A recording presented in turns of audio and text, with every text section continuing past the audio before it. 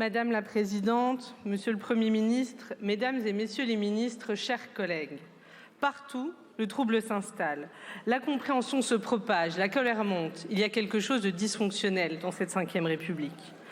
À de nombreuses reprises, et je suis certaine, chers collègues, que c'est également votre cas, j'ai été interpellée par des amis, de la famille, des inconnus qui m'ont dit « on n'y comprend plus rien, à quoi ça sert de voter ?» Question légitime, puisqu'après avoir pris connaissance des résultats des élections législatives, Emmanuel Macron a tergiversé, a négocié et a fui son devoir, nommer une première ministre issue de la première force politique du pays. Puisqu'Emmanuel Macron a été un garant défaillant de nos institutions et puisqu'il a refusé sa défaite. Au fur et à mesure que duraient les tractations de salon, un sentiment glaçant s'insinuait dans les consciences et dans les cœurs de 28 millions d'électeurs, celui que leur vote serait méprisé. Alors même que le principe fondateur de notre République est simple et puissant. Le suffrage universel est notre juge et notre maître à tous. Lorsqu'il a parlé, chacun est tenu de s'incliner.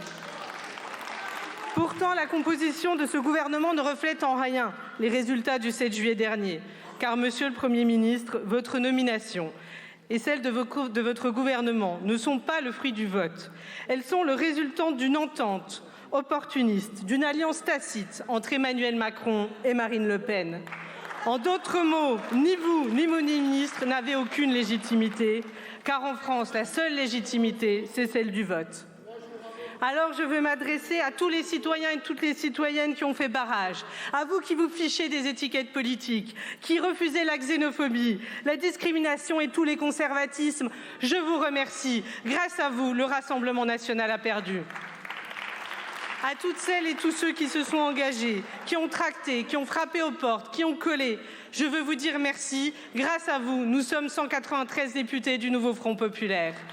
Nous sommes la première force politique de cette Assemblée. Nous porterons votre voix, nous défendrons vos combats, parfois jusqu'à la victoire et toujours avec fierté. À vous, qui faites partie des 28 millions d'électeurs, je veux vous dire que votre vote s'incarne ici dans cette Assemblée. Certes, cet hémicycle est fractionné, divisé, mais il est représentatif de la France, des Français et de la diversité de leurs opinions politiques. Chacun d'entre nous est le porte-parole de son territoire, de ses électeurs, de son parti. Mais ensemble, ici, dans cet hémicycle, par la délibération publique, par nos votes, nous serons l'expression de leur volonté. Pour redonner la primauté à cette délibération, aux collectifs et aux idées, nous devons guérir de cette maladie qui a rongé peu à peu notre République. L'hyper-présidentialisation, la personnalisation à outrance, la recherche sans cesse déçue de l'homme providentiel. Ainsi, naturellement, dans cette Ve République à bout de souffle, où apparaissent toutes les failles d'un système pyramidal construit autour d'un seul homme, un rapport de force doit s'instaurer entre vous, Monsieur le Premier ministre, et nous, cette Assemblée nouvellement élue. Par la censure, pour commencer. Le nouveau Front populaire déposera, comme annoncé, une motion de censure. En toute logique, si chacun était fidèle à ses électeurs, votre gouvernement devrait tomber. Mais il bénéficiera d'un sursis, puisque finalement, vous bénéficiez du soutien hypocrite du Rassemblement national. Une première depuis 1945, un gouvernement avec un soutien sans participation de l'extrême droite, c'est une tâche indélébile. Cette Assemblée, dont la majorité est issue du barrage citoyen contre l'extrême droite, devra en être le garant. C'est à nous, élus par ce barrage, qui devons tenir la digue républicaine entre l'ensemble des partis républicains et l'extrême droite antirépublicaine. Pour réparer ensuite, la réforme des retraites a été passée en force. Elle est maintenue grâce à votre gouvernement. Il revient donc au Parlement de l'abroger. Par la censure, outil le plus efficace pour abroger la réforme des retraites, pour qu'enfin un nouveau gouvernement, un gouvernement légitime, puisse l'abroger. Si la censure échoue, le nouveau Front populaire portera cette abrogation à l'Assemblée et au Sénat pour enfin réparer les injustices. Pour être la garante de notre longue histoire, toujours. Le 4 août 1789, la prise de la Bastille, les barricades, la liberté de la presse, la liberté d'association, la déclaration des droits de l'homme et du citoyen, tous étaient des révoltes contre l'arbitraire. L'état de droit est notre héritage. Il est le socle sur lequel s'est érigée notre société. Il est la protection des plus faibles contre le bon droit des puissants. Quand votre ministre de l'Intérieur foule aux pieds nos valeurs et notre histoire, il revient à cette Assemblée de les défendre. Pour porter l'intérêt général surtout. Fin de vie, lutte contre les déserts médicaux, transition énergétique, prévention des morts au travail, action contre la crise du logement, taxation des superdividendes, tant de sujets sur lesquels nous pouvons trouver des majorités. Ne laissons pas cette Assemblée fragmentée nous freiner. Nous devons démontrer notre capacité à adopter des textes qui enfin rendront la vie plus douce. L'intérêt général dicte aujourd'hui de mettre un terme aux cadeaux fiscaux non financés réalisés depuis 7 ans. Monsieur le Premier ministre, vous faites aujourd'hui un premier pas en proposant de mettre un tout petit peu à contribution ceux qui ont beaucoup accumulé et beaucoup pollué. C'est loin d'être suffisant, mais toutes les mesures qui iront dans le sens de plus de justice fiscale, le groupe écologiste et social les soutiendra. Dans une société usée par la dégradation des conditions de travail, par des décennies de sous-investissement dans les services publics, par les délocalisations et l'augmentation de la pauvreté, usée par les vagues de chaleur, la précarité énergétique, l'insécurité alimentaire, usée par les super-profits de l'agro-business et des majors du pétrole, la mise à contribution des grandes fortunes est un impératif économique, social, environnemental et moral.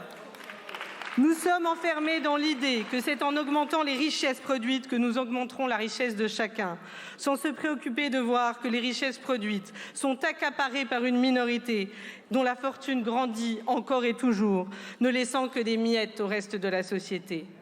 Sans voir que les richesses sont produites en asséchant les sols, en polluant les eaux et en surexploitant la nature qui n'arrive plus à se reconstituer, rendons-nous compte, nous sommes en train de détruire notre terre.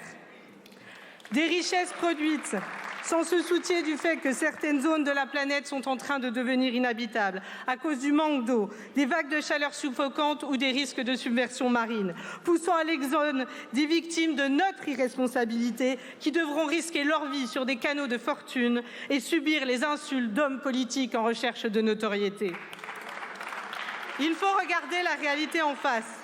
La croissance pour la croissance n'a rien de bénéfique. Elle ne permet plus depuis longtemps de créer des emplois ni de réduire la pauvreté ou les inégalités. Tant que l'économie restera principalement orientée vers la maximisation des profits, elle rendra impossible l'élimination de la pauvreté, la résorption des inégalités, la protection de la biodiversité et la préservation du climat. Chez moi, en Isère, la neige se raréfie, mettant en péril emploi et ressources en eau. La maison se craquelle, la montagne s'effrite, le hameau de la Bérarde a été submergé. 350 étudiants font la queue à la distribution alimentaire. Les salariés de la plateforme chimique se battent pour leurs emplois. Dans le Pas-de-Calais, les usines sont déjà parties, remplacées par le chômage de masse.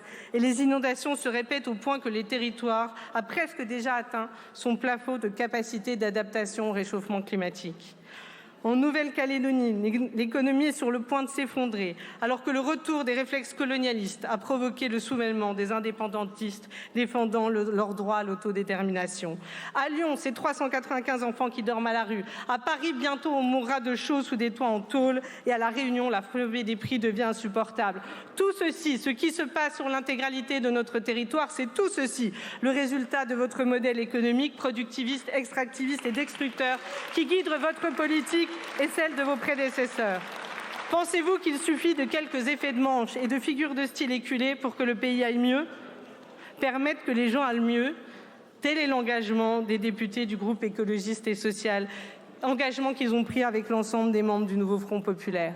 Notre cap est clair, celui d'une économie non plus fondée sur la recherche du profit, mais sur la réponse aux besoins, celui de la conférence sociale sur les salaires, de la réforme des héritages dorés pour lutter contre les inégalités de moyens et de destin, le développement des énergies renouvelables, de la protection des terres et de la biodiversité grâce à l'application du zéro artificialisation nette, du réinvestissement massif dans la rénovation des logements et dans la construction, dans la défense et le redéploiement de nos services publics.